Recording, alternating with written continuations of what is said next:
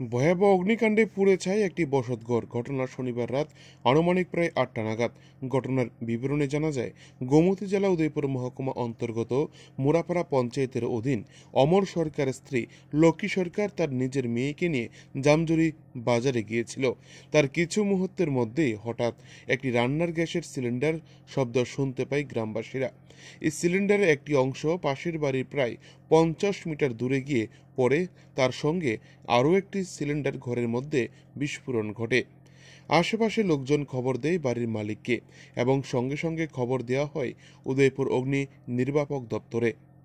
অগ্নিকাণ্ডের ঘটনার খবর পেয়ে ছুটে আসে উদয়পুর অগ্নি নির্বাপক দপ্তরের 2টি ইঞ্জিন, কাকরাবনের অগ্নি নির্বাপক দপ্তরের 1টি ইঞ্জিন এবং পালাটানা পাওয়ার হাউসের 1টি ইঞ্জিন। মোট 4টি ইঞ্জিন ঘটনাস্থলে ছুটে আসে এবং আগুন নিয়ন্ত্রণে আনতে সক্ষম হয়।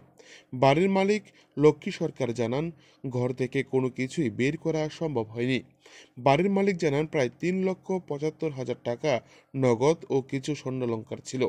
শীতের রাতে এই বিধ্বংসী অগ্নিকাণ্ডে ব্যাপক আতঙ্ক ছড়ায় গ্রাম জুড়ে। জামজুরি থেকে নিজস্ব প্রতিনিধি রিপোর্ট, টিভি 100 বাংলা।